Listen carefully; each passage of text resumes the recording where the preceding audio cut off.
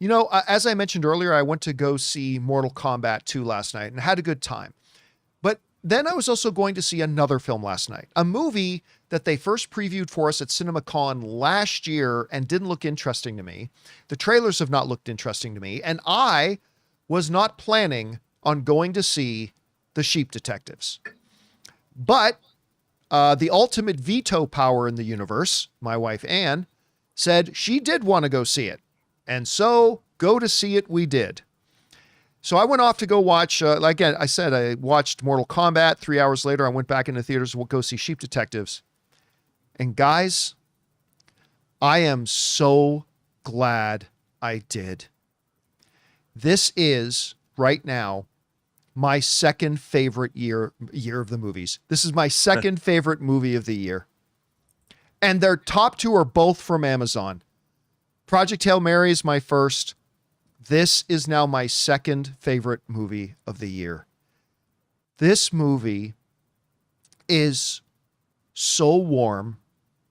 It's so charming. It's so delightful.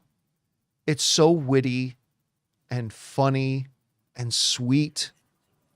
And this is the thing I think a lot of people missed on in talking with their reviews. It is a legitimately good murder mystery movie. Like just on its own level, it's a pretty damn solid murder mystery movie where when it gets to the end, you're like, oh my God, I didn't see that coming, but all the clues were there. So I'm sure some people saw the ending coming a little bit, but I think a lot of us didn't. It's a legitimately good murder mystery movie populated with these incredible voice performances. I think Julie Louis-Dreyfus is the main sheep. She plays Lily. And then you got Chris O'Dowd is marvelous in it. You've got Brent Goldstein, who does the voices of the two twins. So he does both voices for the twin characters. Hugh Jackman is just wonderful in it. And then all the rest of the human cast. Oh, and it was killing me, Rob. It was killing me. There's a character in the movie who plays the guy who owns the butcher shop in town.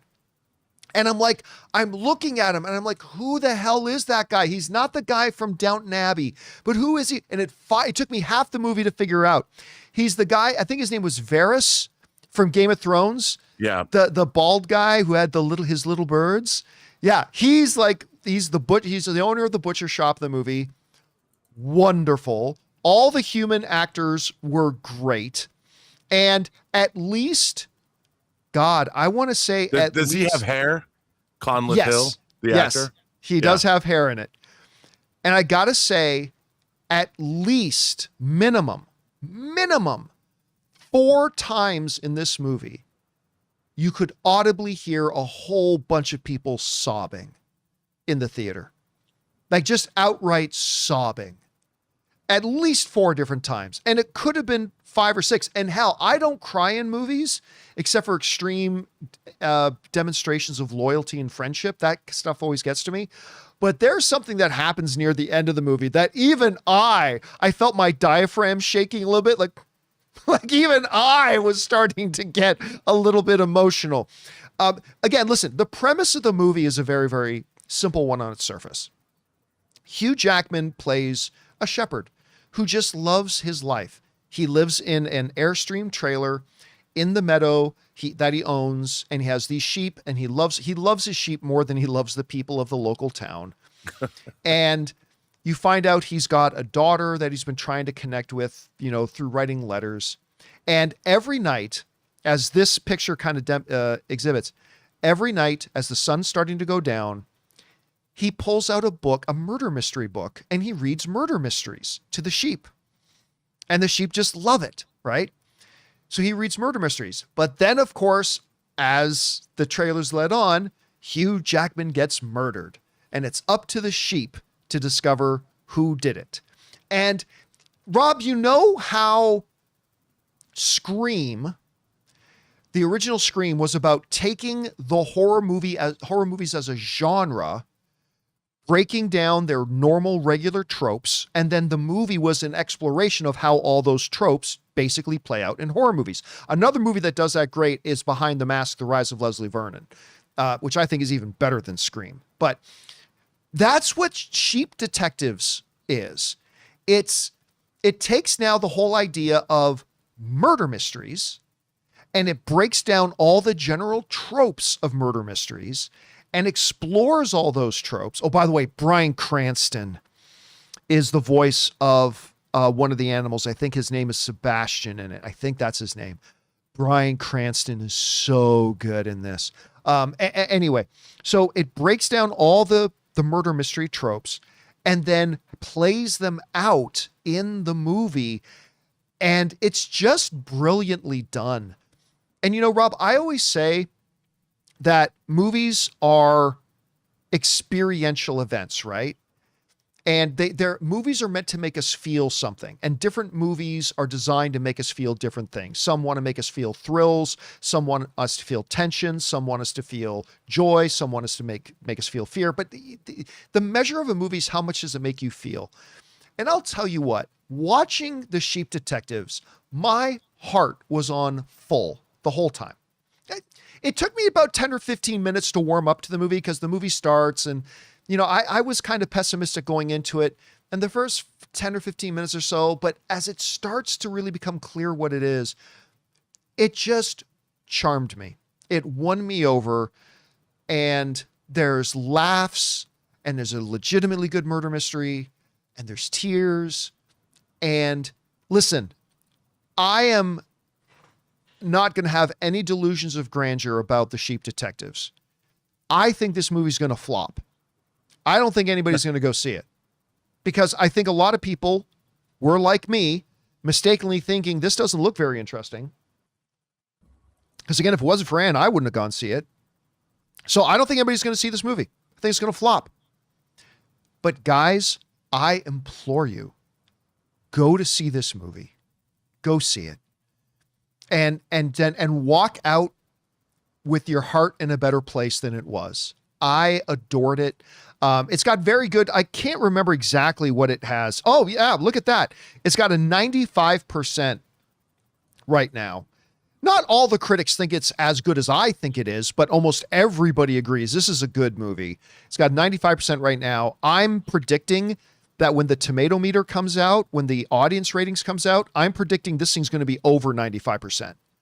Because all film is subjective, Rob. There are people who don't like The Godfather. There are people who don't like Star Wars, and there are going to be people that don't like The Sheep Detectives. But I'm thinking almost everybody's going to be won over by this movie. I'm predicting an audience score of over 95%. I just think it's a really special film. Like, how have you been feeling about it? Because, you know, you saw the presentation last year, this year's presentation. What's your expectations been going in? Well, this movie is my kind of movie. I mean, anthropomorphized animals always get me. Like Babe, Pig in the City, and the first Babe are favorites of mine. And when I saw this, you know, it was when I felt that the first CinemaCon presentation, they were kind of hiding what this movie was. But like, it wasn't like the talking animals were like maybe it was just in the heads of the human characters. But having seen more about this and read more about this, because I was intrigued by it, it's based on a novel. And the fact that Craig Mazin wrote this movie, Craig Mazin of Chernobyl fame, Craig Mazin of Last of Us fame, that he took it upon himself to script this film. And he went to Princeton. There had to be something in this. There had to be something in this property that he saw and wanted to bring to the screen. And he's obviously, as a writer and as a creator, he's a masterful craftsperson.